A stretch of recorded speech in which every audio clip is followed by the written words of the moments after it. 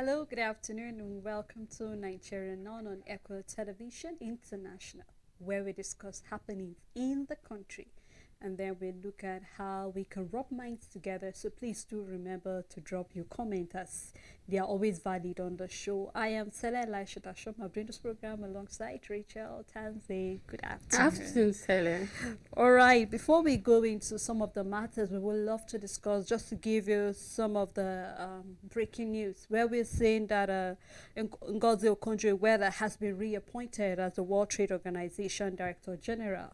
And we're seeing that this was after the entire General Council of the World Trade Organization has reappointed Ngozi for a second term as its Director General, and she will be resuming office starting from September 1st, 2025. So we have to wish her all the best, and then because she's doing Nigeria and Africa as a whole. So, Yeah. this is where I get so emotional. Like, okay, it's a woman like and so I mean, she's doing well. We've seen that she was the sole, I think, the sole, will I say, contestant during that whole election. Even though we're seeing where the African Development Bank will be stepping down. Yeah. Senegal have suggested a new person, but then we're seeing that Ngozi is going for the second term. So I think this is where she needs the support of Nigeria, Africa, and the entire world for her to do her best, because she has been doing well so far. I mean, we saw the council also rooting for her to continue. So it's not surprising that she gets to have a second term. She have done a very good job, like so far so good. So it's important that she has another opportunity for another 4 years to prove us right that okay, she deserves another one. Of course, just as she said, she's making Nigeria, Africa entirely proud, and even the entire world, because we're all citizens of this one earth and all of that. So it's a good thing, of course. I mean, woman power and all of that. So it's a good thing that she's Of representing, course. and it's a hope for us, all of us, say that one day, Stella, you could be in True. that position. With determination and hard work. And hard work, definitely yes. get there. And then as well, we're seeing that Edo State has lifted suspension on state security outfit. We will recall that before the election, the IGP of police actually said that the state security should actually step down. But then, I mean, we're done with the election of Edo State, so of course there have been, the suspension has been lifted so they can go about doing what they need to do to secure Edo State, its citizens, and its property. So this is what it is presently regarding that. And then as well, we're seeing that in Niger State, a boat have capsized with over 200 passengers, where we're seeing that although the authorities are yet to actually release a public statement regarding that, but then we're seeing that so far reports are coming in that about 8 bodies have been discovered, and most of them are farmers and market women. They were trying to get some of their stuff for the market day in Niger State. But what breaks my heart, Richard, is the fact that sources are saying that none of the passengers actually had a life jacket on, and no wonder we're seeing this casualty. And this is not the first time Of we're course, seeing it is such not things the whereby first. it's either you hear capsized in Kwara, in Kogi, in Niger. And we know these are all riverine areas. And so I was expecting that the government, the community council or chairman precisely, they should look into making sure that, some of those people, because we know these are traders, maybe, I mean, life jacket should be provided. And then sometimes when you look at the boats they even use, you know that these boats, tendency of capsizing is very, very high. So I'm just looking forward to seeing better approach coming from the government of these various states when it comes to the life of their citizens. Sally, what do you expect if a boat have 100 people capacity and it's carrying 300 people? It will capsize. Apart from their loads, it will capsize, and they will definitely, the majority will not have life jacket. That's even if the boat is operating well, and let's say it does have 100 life jackets for the 100 actual capacity supposed to carry. And so you can imagine 200 people that of course are left to such a gruesome fate of drowning. I don't just know, there's so much that needs to be done. It's heartbreaking on a lot of level, and these are people who they're out to work or going back to their homes, because they either have to cross this river to go to one local government, either for work, to farm, business. These are people that need to live. So it's not just people on a cruise ship, on a vacation, doing it for the pleasure and then taking such risky daily journey on sea, on water, all of that. So much needs to be done. I'm starting to think that this shouldn't be a state government issue. The federal government should intervene when it comes to making sure that there is safety on the water. Of course, of course. Well, let's look at some of the things majorly that we would love to discuss today, starting with NAFDAC mop-up fake malaria drug. And you know, Richard, immediately I saw this, I remember just barely 2 days ago, we were discussing about substandard sugar that was discovered in the northwest and then some part of the southeast. And I remember saying that so much needs to be done regarding this. And then we're seeing shortly after, still while they're trying to, you know, check in, talking about the post-marketing surveillance director, that was when they stumbled on these fake malaria drugs. And they were seeing that precisely the drug is actually coming from India. And then it's more like it's not as if that product is fake, but it's because somebody somewhere made a duplicate of it, and then we're having fake products. And then we're seeing that we talked about how dangerous it is to consume fake things. And I remember when we're talking about some of the scanning, that when you buy certain drugs, you can actually scan it to be sure that it's original, or there's mostly this scratch where you need to scratch out and peel off the silver, you know, whatever that's written on it, and so that you can actually type or text the number to be sure that whether it's fake or not. And then we're seeing that in so many levels. We've been talking about how expensive it is, some of our pharmaceutical products, and then we don't even have them here in the country. And then just in the morning, I was talking about the fact that, I mean, the weather is right now conducive for mosquitoes to thrive. So you could say that, you know what, right now it's more like we're going to have more cases of malaria. And then with this, I mean, I think I have to give it to NAFDAC for doing a good job, and I hope that they keep doing more so that we get to discover there are so many fake products out there.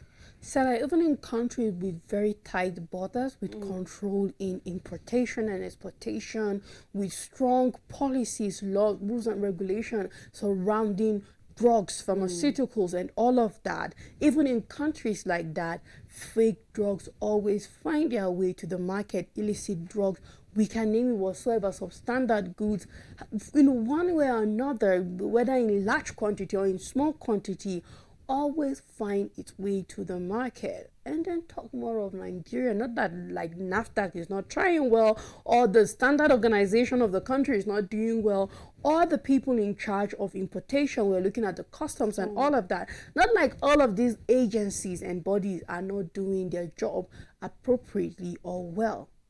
But regardless of what they will do, there will be smugglers, there will be people out there going on doing this evil and harming the lives of people. Now, why am I taking it that direction? Is that I think and I believe that one of the major things that NAFDAC is supposed to pay concentration, they pay attention to rather, is for you and I, Sele, to be able to know, see, identify a fake drug immediately. Where we've seen people that take that, there was one time viral on social media where a lady took paracetamol, she reacted, some things came out of her body. You know it's a fake drug. It might come in the pack of paracetamol, but she obviously is not reacting to paracetamol. We know aspirin and the rest are the ones with strong side effects, but not paracetamol. Babies are being given paracetamol, so you know that it's actually a safe drug, except for very few cases that perhaps you might have an allergen that is kind of rare and particular to you, but the majority of one people, in hundreds, we see that. exactly, or we can even go as far as saying in a million, because such rarely do we see something like that, is as a result of fake products out there, fake drugs and all of that. So more than anything, I should be able as a Nigerian to pick a paracetamol and say, wait, this looks like a fake product.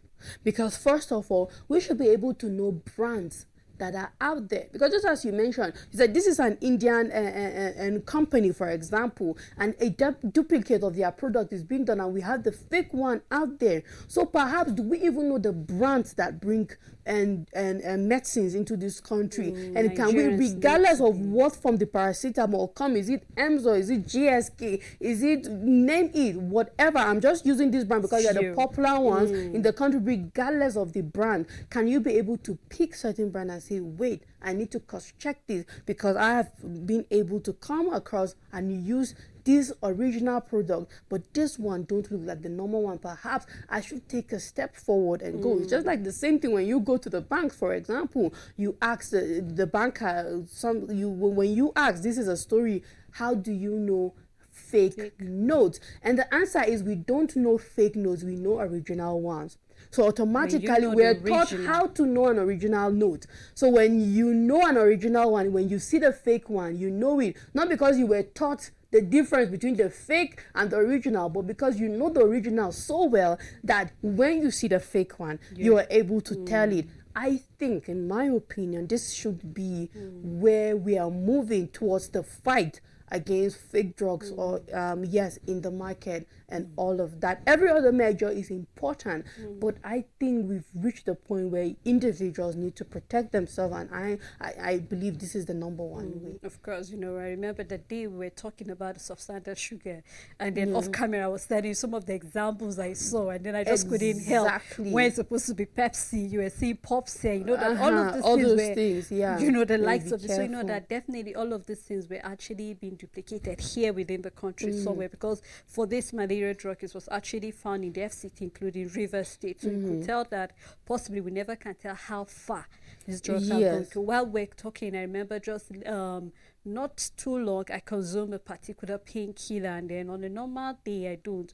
But the moment I took that, I felt this pain in my chest, like fire was burning, and then immediately something is wrong because I do not normally react to this drug. And then, funny enough, I turned the back to say, wait, where was it manufactured in the first one? And then it was quite funny where this drug was coming from. And then I was sharing with my mom, and she was like, can't you see where it's coming from? Automatically you're bound to react to it and all of that. So just like you said, when you know what is original, you'll be able to dictate the fake one. And then just for heads up, we're seeing that NAFDAC have actually added that the product batch number, that fake one in particular, is having the batch number 7225119, and then with a NAFDAC registration number of A110299. So let me just take it again so that in case you see it, you'll be able to dictate it. The batch number is 7225119, and then the NAFDAC registration number is A11, then we have a slash, then 0299. So in case you come across it, you know that that is a fake product. Now let's move away from health and go into education. We're seeing that polytechnic lecturers are saying that they will be starting a strike on Tuesday. And when I saw that, Rachel, I was like, another strike. We have not recovered from ASU saying they want to go on strike, non-academic staff saying they want to go on strike, Senior Staff Association of the university saying they want to go on strike, and now we're seeing that the polytechnic lecturers as well are saying that starting from Tuesday, if the government do not react, because already they gave them an ultimatum of we will go on strike if something is not done. Now we're seeing that they're announcing that they will begin a 2-week warning strike, and this was because according to them, there was a governing council that was set up just like what ASU was complaining about, and then a certain Polytechnic Act was bypassed and it was not done accordingly. So because of that, they are going on strike. And then we see that all of these bodies always have a valid reason why they want to go on strike, and I'm just hoping that something will be done, because what this implies is that certain students are going to be at home after these 2 weeks if the government do not do something. So that is it concerning the violation of the Federal Polytechnic Act that was bypassed, and they are not happy regarding that. So when you look at it, our tertiary institution union have similar issues. So it's not surprising if all of them are on strike threat to the federal government or whatever government that is in charge of listening to them and executing their needs.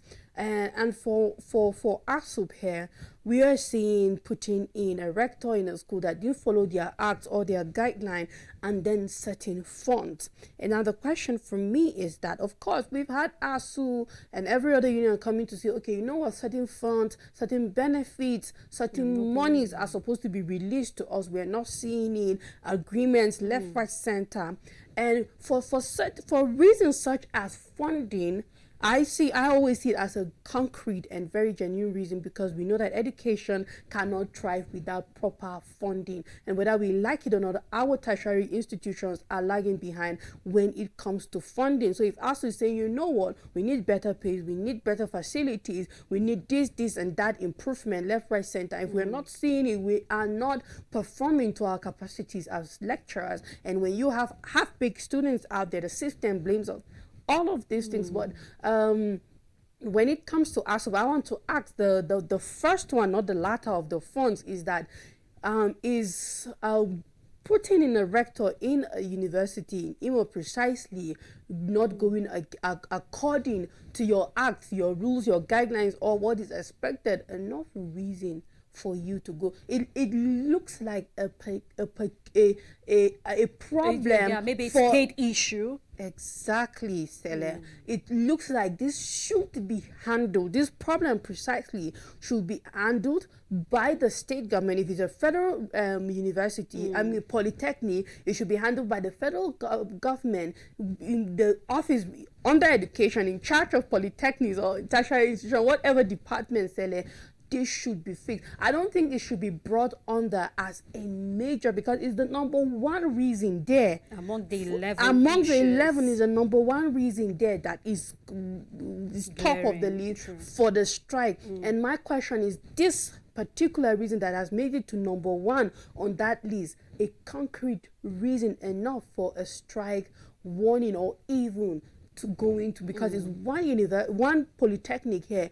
If it was a problem in all the federal polytechnics in the country, then we can say, yes, this is a problem. It is a national situation. And if the polytechnics need to halt and fix this issue, go on a strike, fix it before they commence operation, is understood and all of that. But this is a problem in one university. I don't think others need to halt, be affected. Exactly, Sele, by this. So sometimes we also need to sit down and look at these reasons. As much as you and I are here always, every day, talking about education and telling the government much needs to be done. You're doing okay, but you need to do more. We also need to sit down and look and say, are these concrete or genuine reasons enough for universities to embark on strike? And at this point, I don't know the magnitude. This is what they have put out there. If does it entail that something else can happen or affect, we do not know. But for this reason, I think the government should act upon it, but eventually let ASUP not go on strike. Because just like you're saying, I mean, if it's just affecting Federal Polytechnic in Imo, automatically it's a federal government issue. So possibly maybe over time this has been happening, and so they decided, because just like you said, this is what they have put out there, except if there's more to this that the entire public is not aware of. I think they should let people know so that they can actually sympathize with them or empathize with them regarding this, and then call on the attention of the government. But I mean, this is what it is presently regarding education. So we hope that priority will be given to it. Whatever needs to be done should please be done. They should address this issue, and then they should stop bypassing the federal act. I mean, every union have what they believe in. Imagine getting into the Senate and then they have a particular act. We saw a rowdy session lately because an executive was present, and then the House was not informed, and then they were angry. So I think everybody and union actually have what they stand for, and they respect their act to the latter. So we hope to see maybe something coming from the government to actually, cool their temper regarding this. Well, thank you so much, Rachel. You're welcome, Sally. As well, thank you to our viewers and every other person who made the program a success. We look forward again to doing this next week. To have a great weekend ahead.